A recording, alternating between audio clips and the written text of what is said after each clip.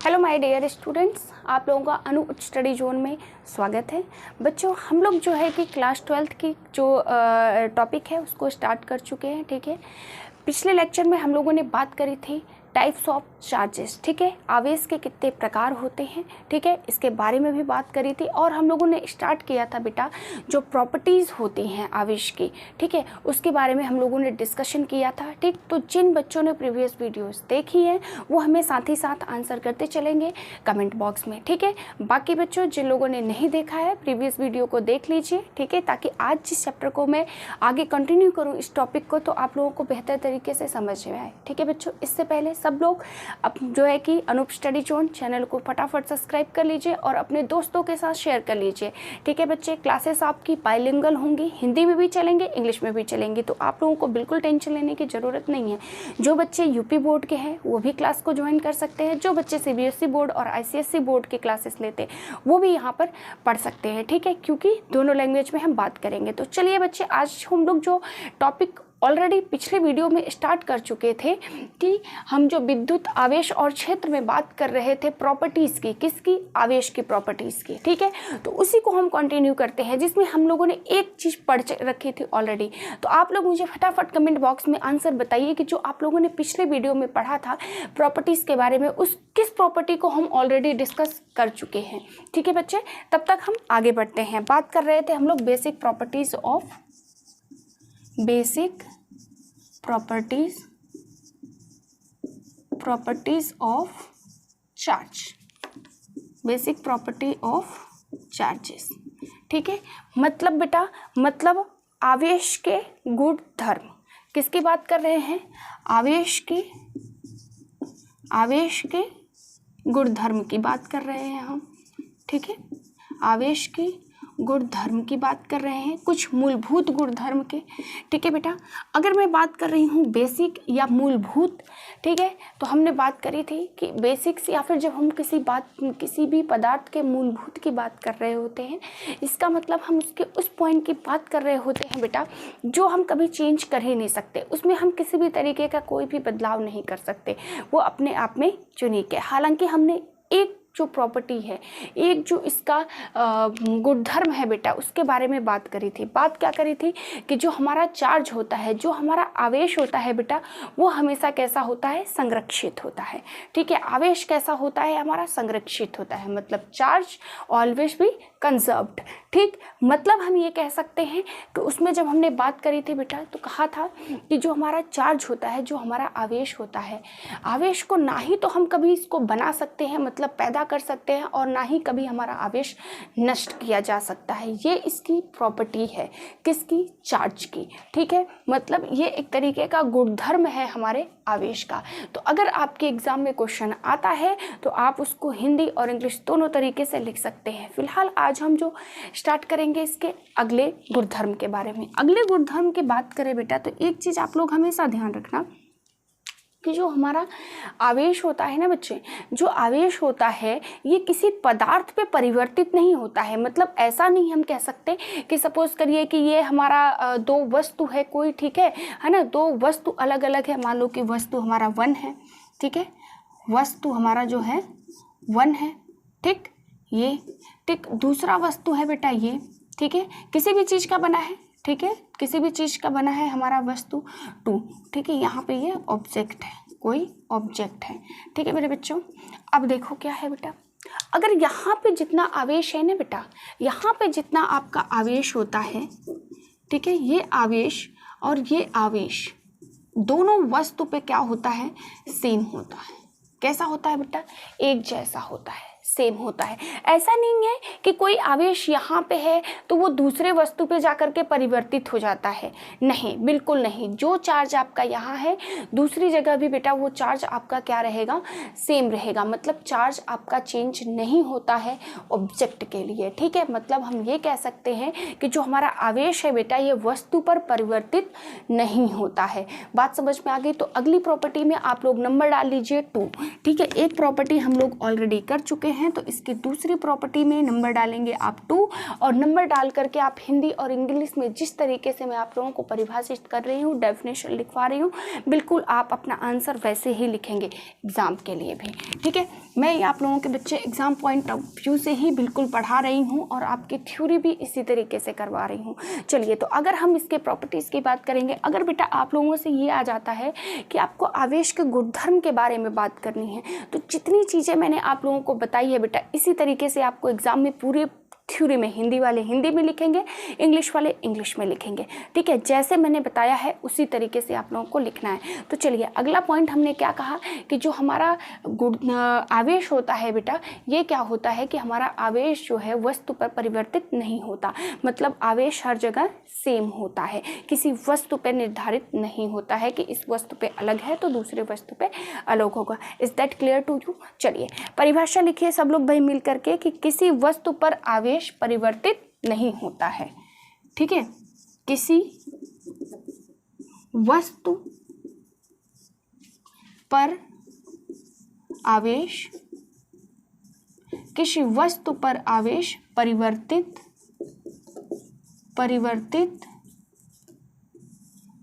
नहीं होता है। ठीक है बेटा, नहीं होता है। इसके बाद क्या करेंगे आप लोग, ये तो आप लोग इसका डेफिनेशन लिखेंगे, उसका परिभाषा लिखेंगे, उसके साथ साथ जो मैंने आप लोगों को 1-2 वस्तुओं का उदाहरण दिया है ये भी आप उसमें लिखेंगे, ताकि एग्जामिनर को ये लगे कि बच्चे को अच्छी नॉलेज है। ठीक है, और आप लोगों को एक्स्ट्रा नंबर मिल जाए। एक्स्ट्रा नंबर का ये मतलब नहीं है बेटा कि 5 में से 6 नंबर, अगर 5 नंबर का क्वेश्चन है तो आपको 5 नंबर तो मिल ही जाए। हालांकि थ्योरी में पूरे नंबर मिलना थोड़ा मुश्किल होता है, ठीक है, लेकिन अच्छे नंबर जरूर मिल सकते हैं। चलिए, किसी वस्तु पर आवेश परिवर्तित नहीं होता है ना, मतलब वस्तु की वजह से किसी आवेश में परिवर्तन नहीं होता है। इंग्लिश वाले लिख लो बेटा, चार्ज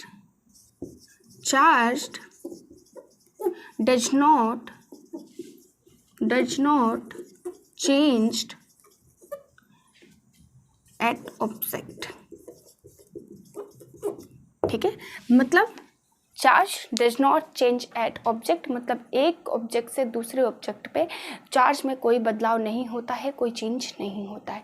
चार्ज वस्तु चाहे जैसी हो, चार्ज आपका सेम रहता है, आवेश आपका सेम रहता है। ठीक है, चलिए अगली प्रॉपर्टी की मैं बच्चों आप लोगों से बात करती हूँ कि एक चीज़ और ध्यान रखें कि क्या जो हमारा आवेश होता है किसी वेग पे निर्भर करता है। किसी वस्तु का अगर 2 वस्तु हैं, दोनों वस्तुओं का वेग अलग अलग है, तो क्या वहाँ पे हमारा चेंज जो आवेश है, क्या आवेश हमारा बदल जाएगा? तो बच्चों ऐसा बिल्कुल नहीं होता। मतलब हम ये कह सकते हैं कि किसी भी वस्तु का वेग चाहे जितना हो, उसका जो आवेश होता है वो वेग पे कभी भी निर्भर नहीं करता है। आई बात समझ में? अगर किसी भी वस्तु का, एक वस्तु है उसका आवेग ज़्यादा है, दूसरा वस्तु है उसका आवेश कम है, ठीक है, लेकिन अगर वेग कम है, मान लीजिए एक वस्तु है उसका वेग कम है, एक वस्तु का वेग ज़्यादा है, तो ऐसा नहीं है कि आवेश जो है उस वेग पे डिपेंड करेगा कि जिसका वेग ज़्यादा है तो उसका आवेश ज़्यादा, जिसका वेग कम उसका जो है कि आवेश कम। ऐसा नहीं होता है, आवेश हमेशा सेम रहता है, वेग उसका जो है चाहे जैसा हो। इंग्लिश वाले समझो भाई कि हमारी जो वेलोसिटी होती है बेटा, वेलोसिटी पे हमारा चार्ज जो होता है वो डिपेंड नहीं करता है। ऐसा बिल्कुल नहीं होता है कि कोई एक ऑब्जेक्ट है उस पर आपका वेलोसिटी उस ऑब्जेक्ट का ज़्यादा है, दूसरा ऑब्जेक्ट है उसकी वेलोसिटी कम है, तो ऐसा नहीं है कि जो ऑब्जेक्ट हमारा, जिस ऑब्जेक्ट की वेलोसिटी कम है उस पर हमारा चार्ज कम होगा, ऐसा बिल्कुल नहीं होता है। ऑब्जेक्ट का वेलोसिटी चाहे ज़्यादा हो चाहे जब कम हो, उससे कोई फ़र्क नहीं पड़ता है चार्ज पे। चार्ज आपका दोनों ऑब्जेक्ट पे सेम रहता है। इसका मतलब वेलोसिटी पे जो हमारा चार्ज होता है वो डिपेंड नहीं करता है। तो अगली प्रॉपर्टी लिख लीजिए आप लोग, ठीक है, इसमें तीसरा नंबर डाल लीजिए, ठीक है, तीसरा नंबर डाल लीजिए यहाँ पे, इसको यहाँ पे आप सब लोग भाई 1 लिख लीजिए, 2 लिख लीजिए, ठीक है, क्योंकि एक प्रॉपर्टी जो है कि चार्ज संरक्षित है, आवेश संरक्षण का पढ़ चुके हैं। तीसरी प्रॉपर्टी सब लोग लिख लीजिए भाई, क्या लिखेंगे सब लोग ध्यान से लिखिए, किसी कण पर, ठीक है, किसी वस्तु या किसी कण पर, किसी वस्तु या कण पर, ठीक है, कोई वस्तु है या कण है, दोनों एक चीज होती है, वस्तु या कण, ठीक है, ठीक है, किसी वस्तु या कण पर क्या बेटा क्या होता है हमारा विद्युत आवेश का मान, ठीक है, विद्युत आवेश का मान, विद्युत आवेश का मान, ठीक है, क्या होता है वेग पे निर्भर नहीं करता है, ठीक है, आवेश का मान वेग पर निर्भर, वेग पर निर्भर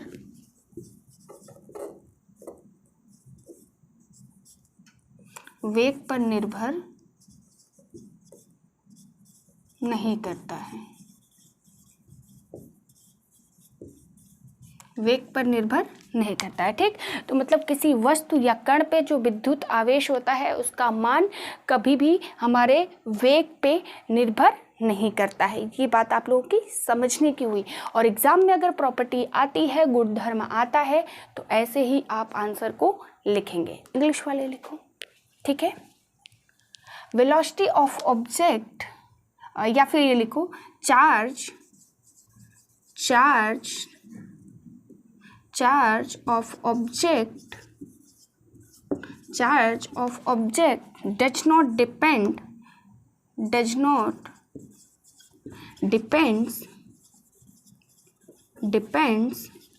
on velocity, ठीक है बेटा, ठीक है। आगे बात समझ में। इंग्लिश वाले क्या लिखेंगे कि charge of object does not depends on velocity.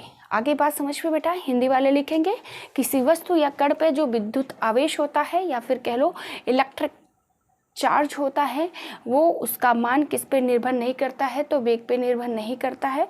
या फिर उसी तरीके से जो चार्ज होता है बेटा किसी ऑब्जेक्ट का, वो वेलोसिटी पे डिपेंड नहीं करता है, ठीक है। वेलोसिटी कम हो या वेलोसिटी ज़्यादा हो, चार्ज हमेशा सभी ऑब्जेक्ट्स पे इक्वल लगता है। आगे बात समझ में बेटा। ये एक प्रॉपर्टी ये हो गई। अब एग्ज़ाम में अगर आता है ऐसे ही आप सेम टू सेम एग्ज़ाम में लिख के आएंगे और अच्छा नंबर पाएंगे, ठीक। और उदाहरण साथ में दे देंगे कि एक दो ऑब्जेक्ट है तो उनमें क्या डिफरेंस है। आगे बात समझ में बेटा। आगे सब लोगों को समझ में। चलिए, एक सबसे ज़्यादा इम्पॉर्टेंट हम लोग बात करते हैं बेटा कि जो हमारा आवेश होता है या कह लो कि जो हमारा चार्ज होता है, ठीक है, आवेश जो होता है ये क्या होता है, हमेशा बीजगणितीय योग होता है। क्या मतलब होता है इसका, जिसको भी पता है ज़रा हमें कमेंट बॉक्स में इसके बारे में थोड़ा आंसर करते रहे। देखो बेटा, अगर आप लोग कमेंट बॉक्स में आंसर करते रहेंगे तो एक चीज़ आप लोग ये समझिए कि अगर जो बच्चे नहीं जानते हैं उनको थोड़ा सा इसके बारे में मेरे बताने से पहले आइडिया लग जाएगा, पहली बात। दूसरी बात, जो बच्चे एक्टिव रहते हैं ना, उनका क्या होता है, कंसंट्रेशन ज़्यादा अच्छा होता है, ठीक है। तो ये अगर आप लोग कमेंट बॉक्स में आंसर करते रहेंगे तो हमें भी अच्छा लगेगा कि बच्चे इंटरेस्ट ले रहे हैं और किसको क्या समझ में आ रहा है और क्या समझ में नहीं आ रहा है। तो आप लोगों के लिए मैं और अच्छे कंटेंट और अपनी टीचिंग को आप लोगों के लिए और बेहतर कर पाऊँगी। चलिए अगली प्रॉपर्टी की बात करते हैं बेटा। अगली प्रॉपर्टी की हम बाद में ये कहते हैं, चलिए सबसे पहले हम डेफिनेशन को लिख लेते हैं, फिर समझते हैं कि उस डेफिनेशन में हमने जो कहा उसका मतलब क्या है, ठीक है। चलिए सब लोग लिखिए, ठीक है, कि किसी निकाय पर कुल आवेश, ठीक है, या किसी वस्तु पर कुल आवेश, ठीक है, ये अगली प्रॉपर्टी है बेटा, ध्यान रखिएगा। किसी वस्तु पर,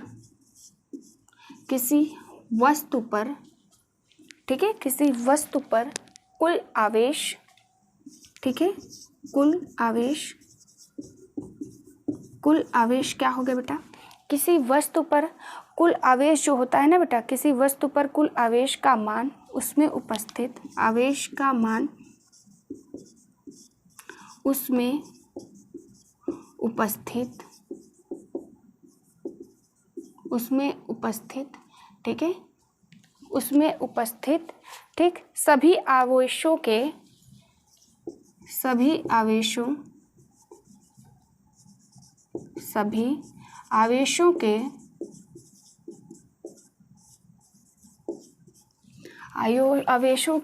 बीजगणितीय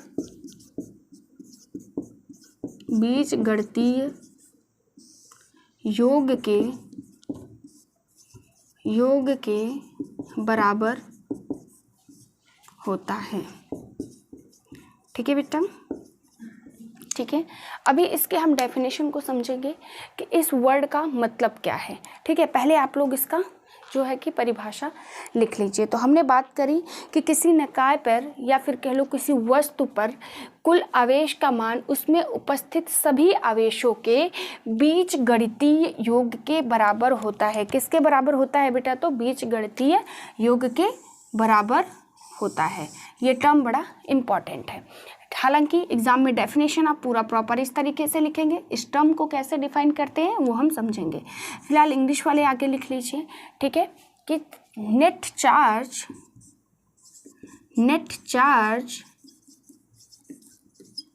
on object is equal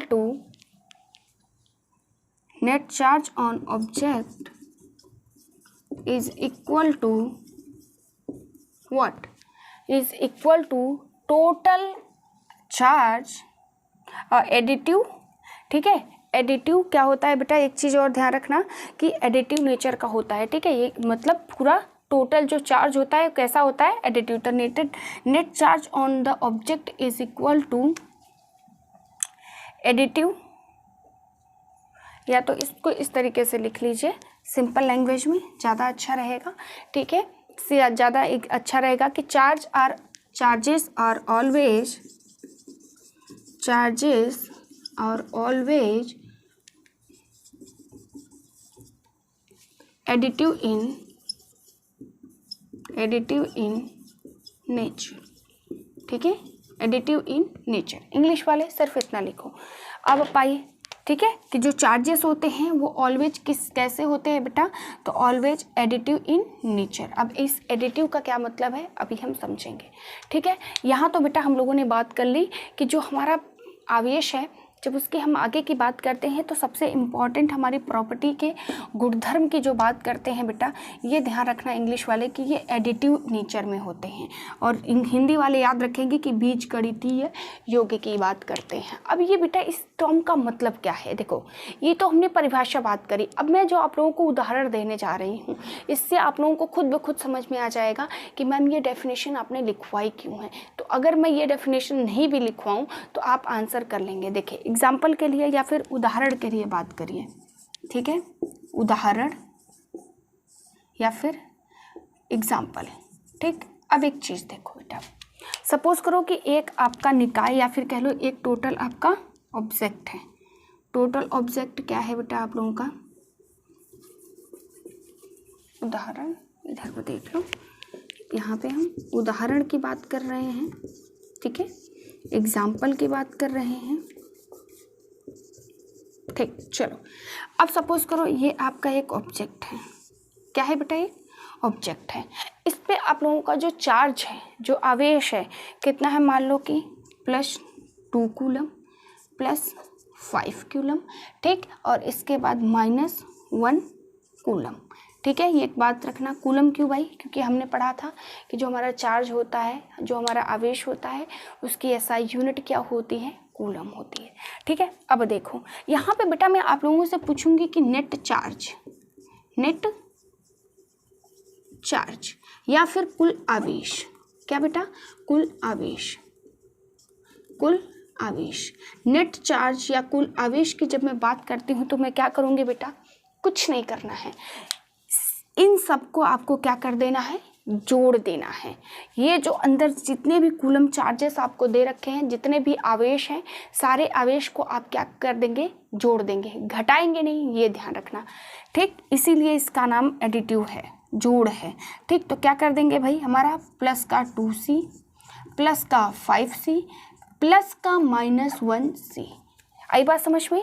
plus मतलब जितने भी यहाँ पे अंदर आपका जो बेटा चार्ज है ना, मतलब जो ये आपका जितने आवेश है वो चाहे प्लस में हो चाहे माइनस में हो, लेकिन आपको क्या करना है, उनका एडिशन ही करना है, उनका जोड़ ही करना है। आई बात समझ में? तो यहाँ पे 2 कूलम, 5 कूलम और माइनस 1 कूलम। अब जब इसको आप यहाँ पे सॉल्व करेंगे तो बेटा देखेंगे कि 2c 5 to 7, 7 में से 1 माइनस करके मतलब हो जाएगा आपका 6 कूलम। तो अगर मैं आप लोगों से बात करूँगी कि जो नेट चार्ज हो गया या कुल आवेश इस पर कितना लग रहा है, तो 6 कूलम 6 कूलम के बराबर लग रहा है। अब आप ये समझो कि जो ये बीजगणितीय योग या एडिटिव नेचर है ना बेटा, इसका मतलब क्या हो गया। देखो यहाँ पे ऐसा भी तो हो सकता था कि +2c में से मैं -5c को माइनस कर दूं, है ना, लेकिन मैंने नहीं किया। क्यों नहीं किया? क्योंकि ये किसी आवेश का जो है कि गुणधर्म नहीं है, ये किसी आवेश का मतलब जो चार्ज होता है इनकी प्रॉपर्टी नहीं है। चार्ज की प्रॉपर्टी क्या है कि ये आपको हमेशा बेटा क्या करना पड़ेगा, ऐड करना पड़ेगा, एडिशन करना पड़ेगा। ठीक, तो यहाँ पे इसीलिए हमने कहा कि यहाँ माइनस नहीं हो सकता, इसीलिए इसका जो नेचर है कैसा है, बीजगणितीय योग है, या फिर कह लो कि एडिटिव इन नेचर है, मतलब हमेशा ये प्लस होगा। Is that clear? हमेशा क्या होगा मेरे बच्चों, ये प्लस होगा, माइनस नहीं होगा। ठीक है, अगर माइनस की संख्या दे भी रखी है उसके बावजूद भी आपको क्या करना है, उसका जोड़ ही करना है। जैसे कि यहाँ पे -1c था तब भी मैंने इसको जोड़ ही किया है। आई बात समझ में? Is that clear to you?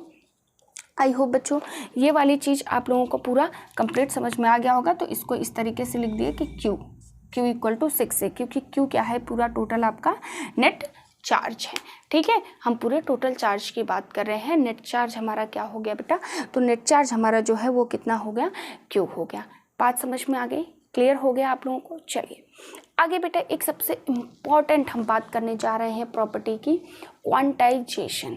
Very very important, बहुत ही ज़्यादा ज़रूरी, बहुत ही इंपॉर्टेंट कंसेप्ट है आपका जो है इसके लिए। ठीक है, तो बहुत ही इंपॉर्टेंट कंसेप्ट से पहले एक चीज़ आप लोग मुझे बताइए बेटा कि हमने एक चीज़ तो बड़े ध्यान से पढ़ी थी कि मैम जो आवेश होता है, जो चार्ज होता है, इसकी यूनिट हमने SI यूनिट भी पढ़ा था, इसकी CGS में यूनिट भी पढ़ी थी। याद है आप लोगों को? जिन लोगों को नहीं पता है फटाफट पिछली वीडियो भी देखेंगे, और जिनको पता है बेटा वो लोग कमेंट बॉक्स में आंसर करके, ताकि जो बच्चे चैनल पे नए हैं उनको थोड़ी सी आसानी हो जाए, मदद मिल जाए आप लोगों से। ठीक है, चलिए बताइए कि जो हमारी SI यूनिट थी वो तो हमने कहा था कि जो हमारा आवेश है उसकी SI यूनिट कूलम होती थी।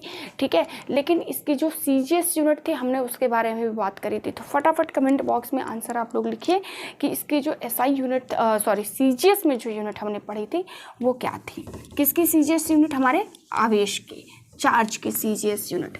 उसके पहले एक चीज़ हम लोग को बताइए बेटा कि हमने एक बड़ा इंपॉर्टेंट सा कंसेप्ट पढ़ा था, बड़ा ज़रूरी सा कंसेप्ट है, इसलिए बीच में ही मैं आप लोगों को थोड़ा सा डिस्कस कर दे रही हूँ कि जो चार्ज होता है ना बेटा, जो हमारा आवेश होता है, आवेश का सबसे ज़्यादा मतलब सबसे बड़ा जो यूनिट होती है वो कौन सी होती है? SI यूनिट पढ़ी, CGS में यूनिट पढ़ी, ठीक है, लेकिन सबसे बड़ी यूनिट कौन सी होती है? ठीक है, तो सबसे बड़ी यूनिट की बेटा बात करूं तो सबसे बड़ी इकाई जो होती है ना हमारी, वो होती है फैरेड। क्या होती है? Farad.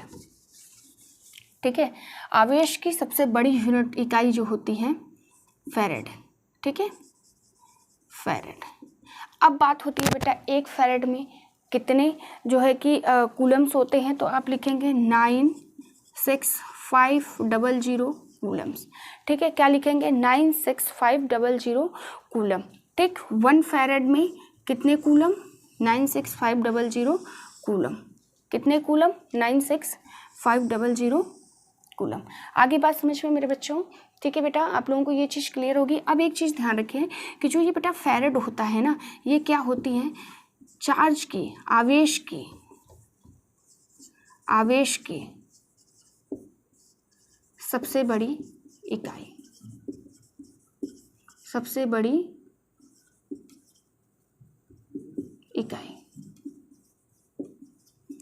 Is that clear? Is that clear? ठीक है, मतलब एक फैरेड की बात करते हैं तो कूलम में कितनी से हो जाएगी बेटे? एक फैरेड = 96500 कूलम्स। ठीक है, और बच्चे बात करेंगे कि जो हमारा फैरेड होता है ना, ये क्या है? तो ये आवेश की सबसे बड़ी इकाई होती है। ठीक है, क्या होती है? आवेश की सबसे बड़ी इकाई, मतलब यूनिट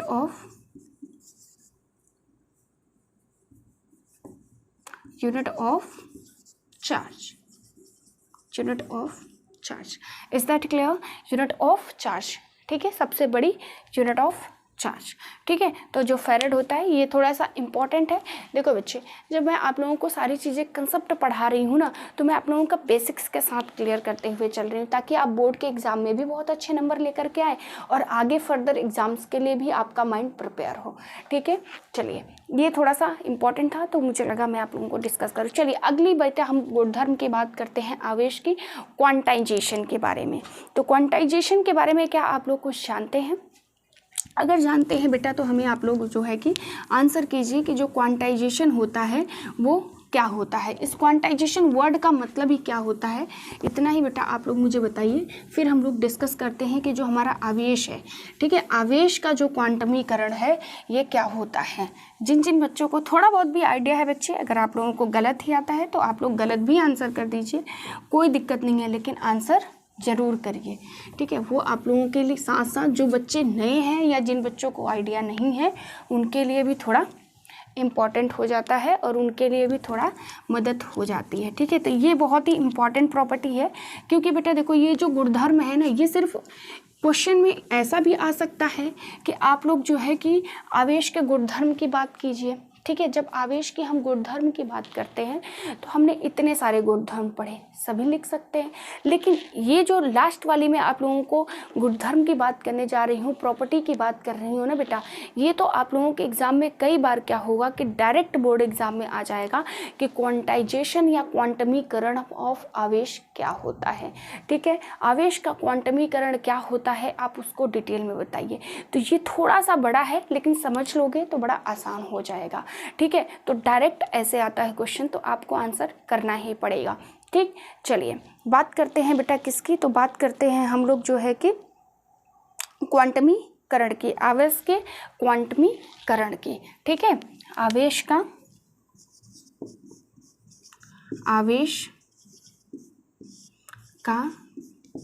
क्वांटीकरण, ठीक है। देखो बेटा, आवेश का क्वांटीकरण या क्वांटमीकरण कई सारे चीज़, कुछ भी आप लोग इसको कह सकते हैं, ठीक है। कुछ लोग क्वांटमीकरण कहते हैं, कुछ लोग क्वांटीकरण कहते हैं, ठीक है। बात एग्ज़ाम में तो आपसे जो क्वेश्चन पूछेगा उसको आप लोग लिख देना, ठीक है। इसमें बड़ी कोई डाउट की बात नहीं है, जो लिखा होगा उस तरीके से, ठीक है। चलिए नेक्स्ट हम बात करते हैं, इंग्लिश वाले लिख लो भाई, क्या लिखेंगे, quantization of charges, quantization of charges, quantization of charges. चलो भाई, अब बेटा ये बड़ा इम्पॉर्टेंट है, ठीक है। इसको सब लोग कैसे पढ़ेंगे, बिल्कुल ध्यान से समझिए, क्योंकि प्रॉपर्टीज़ में ये आता तो प्रॉपर्टीज़ का ही पार्ट है, लेकिन कई बार आपके बोर्ड एग्जाम में बेटा थ्योरी के लिए 2 नंबर या 3 नंबर में डायरेक्ट आपसे पूछ देगा कि क्वांटमीकरण क्या होता है, क्या होता है बेटा, क्वांटमीकरण क्या होता है, ठीक है। चलिए यहाँ पे एक चीज़ और ध्यान रखना कि जो क्वांटाइजेशन होता है, इंग्लिश वाले बच्चे ध्यान रखेंगे कि क्वांटाइजेशन में बेटा कई बार जेड भी दे रखा है, कई बार क्या होता है आपका एश भी दे रखा है, ठीक है। तो आपके क्वेश्चन में जैसा होगा वैसा लिख लेना, क्वांटाइजेशन, ठीक है, क्वांटाइजेशन, ठीक। कई बार यहाँ पे एस भी होता है और कई बार यहाँ पे जेड भी होता है, आप लोग थोड़ा सा इसको देख लेना, सही दोनों हैं, गलत कोई भी नहीं है। चलिए एक बात हमेशा ध्यान रखना बेटा कि जो हमारा क्वांटाइजेशन होता है ना, इस क्वांटाइजेशन का मतलब होता है एक फिक्स्ड वैल्यू। कैसी वैल्यू, फिक्स्ड वैल्यू, ठीक। कैसी वैल्यू बेटा, फिक्स्ड वैल्यू, ठीक है। कैसी वैल्यू, फिक्स्ड वैल्यू। अगर मैं क्वांटमीकरण की बात करूँ हिंदी में, तो हिंदी में एक चीज़ रखना बेटा, इसका मतलब हो जाता है क्या, हमारा पूर्णांक गुणज। क्या, पूर्णांक गुणज क्या हो जाता है बेटा, पूर्णांक गुणज। अब ये पूर्णांक गुणज क्या बोल रही है मैम, फिक्स वैल्यू क्या है, कुछ समझ नहीं आ रहा, कोई दिक्कत नहीं, मैं समझाती हूँ। देखो बेटा, एक चीज़ हमेशा ध्यान रखना कि जब कोई 2 कुचालक वस्तु हों, दो कुचालक वस्तु मतलब सपोज करो कि ये आपका बोर्ड है, ये मेरा हाथ है। जब इस हाथ से बेटा मैं इसमें रब करूँगी तो हमें क्या पता है कि ये बोर्ड है, इसके पास भी क्या होते हैं, छोटे छोटे माइक्रोन्स में इलेक्ट्रॉन्स होते हैं। क्या होते हैं? इलेक्ट्रॉन्स होते हैं। मेरे हाथ में भी इलेक्ट्रॉन्स होते हैं। ठीक है, बात समझ में आई? ध्यान से समझना।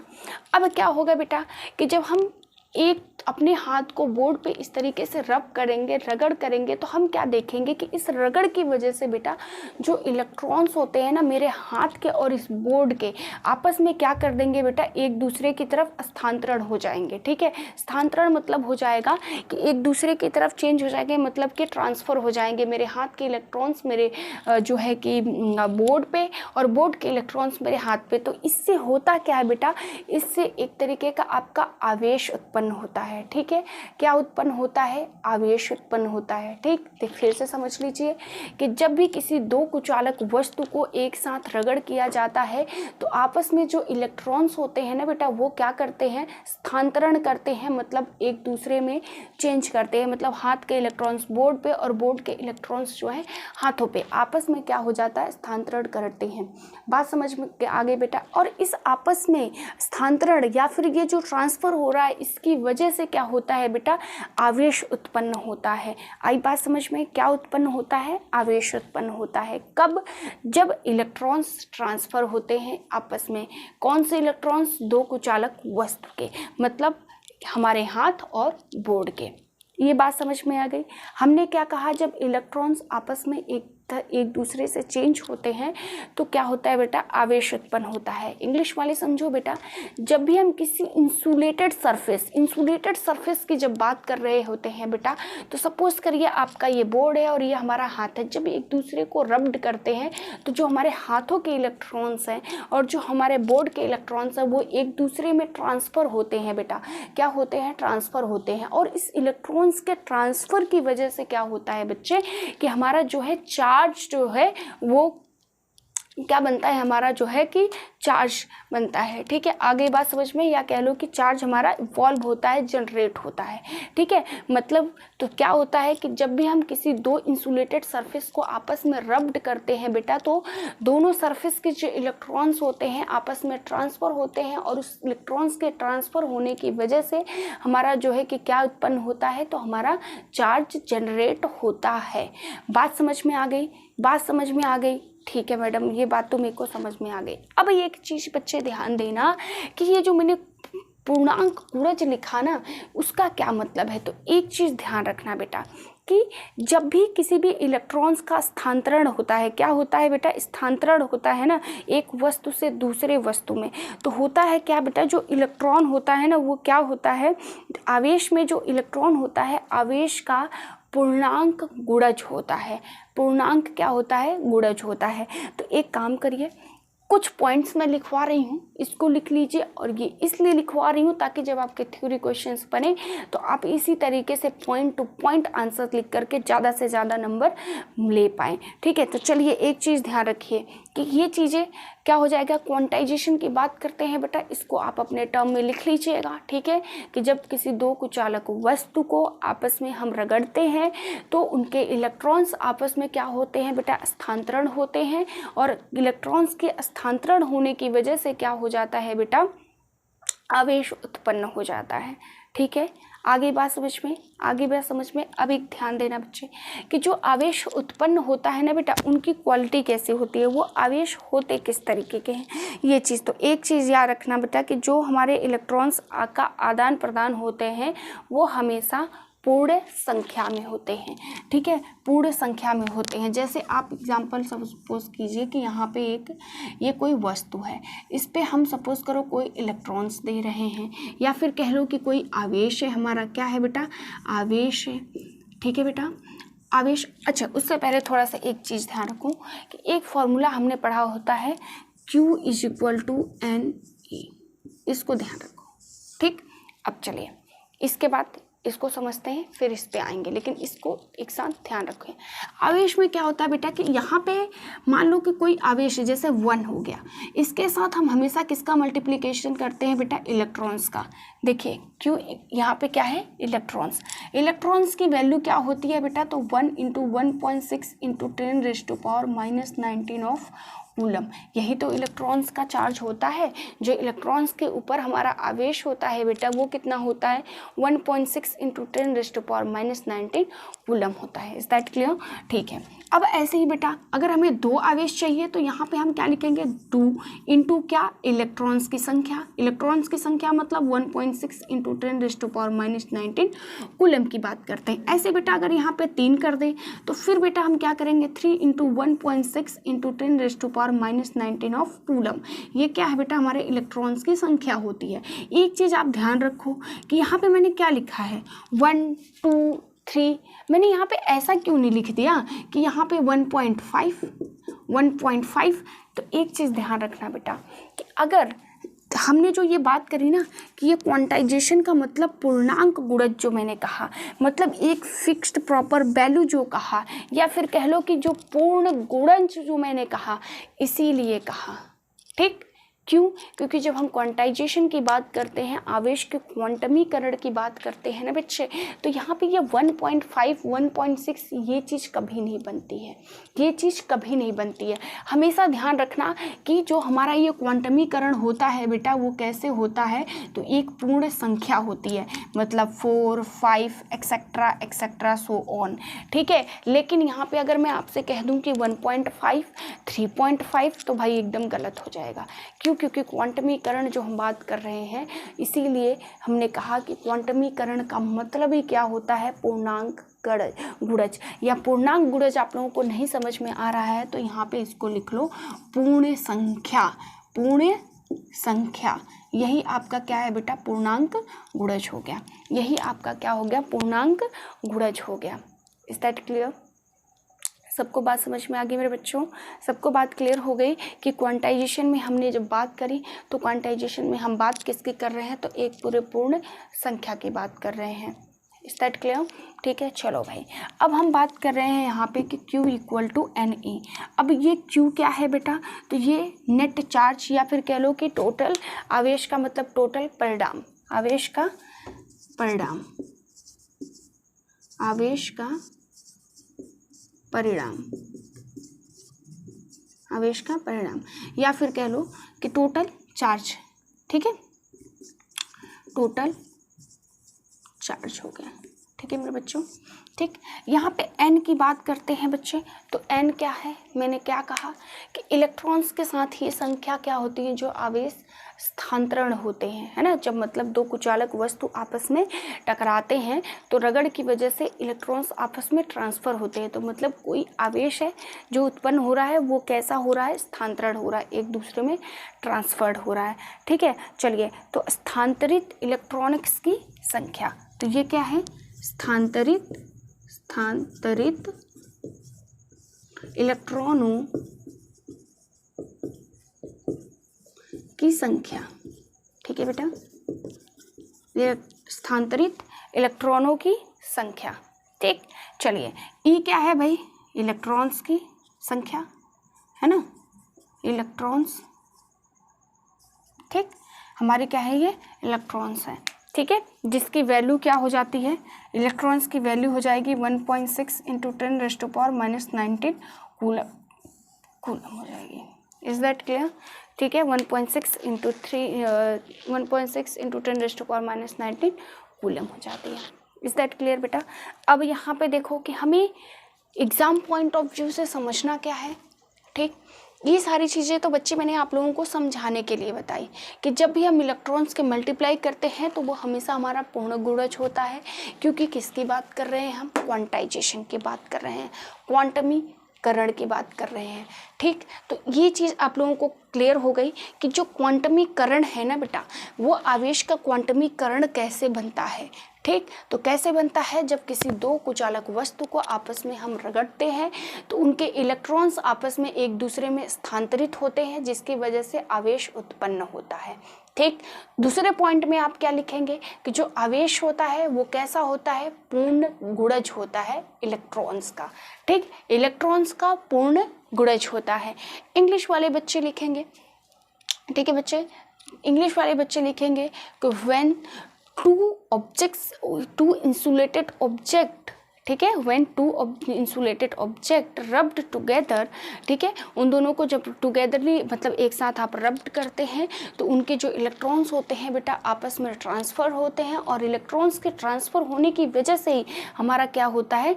चार्ज जनरेट होता है। तो ये आप लोगों का उदाहरण था, ठीक है, मतलब परिभाषा थी। ठीक, तो आपको अब समझ में आ गया कि इस क्वांटमीकरण का मतलब क्या होता है, क्वांटाइजेशन क्या होता है। अब आप लोगों को मैं एक होमवर्क दे रही हूँ कि जितनी चीज़ें मैंने क्वांटाइजेशन में, क्वांटमीकरण में आप लोगों को समझाया, इसका जो मैंने आप लोगों को डेफिनेशन बताया है बेटा, परिभाषा बताया है, ये आप लोग मुझे अगली क्लास में लिख करके कमेंट बॉक्स में ज़रूर बताएंगे कि क्या मैंने आप लोगों को परिभाषा बताया है।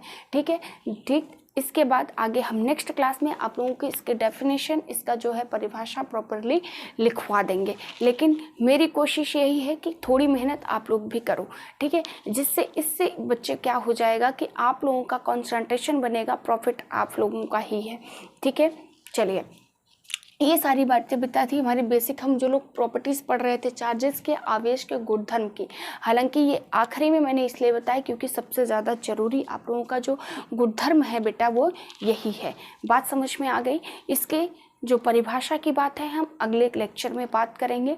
ठीक है, तब तक आप लोग इसका आंसर मैंने आप लोगों को ओरली बता दिया है। ठीक है, आप लोग उसको अपने कॉपी में नोट करेंगे और मुझे कमेंट बॉक्स में भी आंसर करेंगे। ठीक है बच्चे, तो आज की क्लास को हम यहीं पे ओवर करते हैं। फिलहाल आज हम लोगों का जो हम लोग टॉपिक पढ़ रहे थे बेसिक प्रॉपर्टीज ऑफ चार्जेस, आवेश के गुणधर्म, आपका खत्म होता है।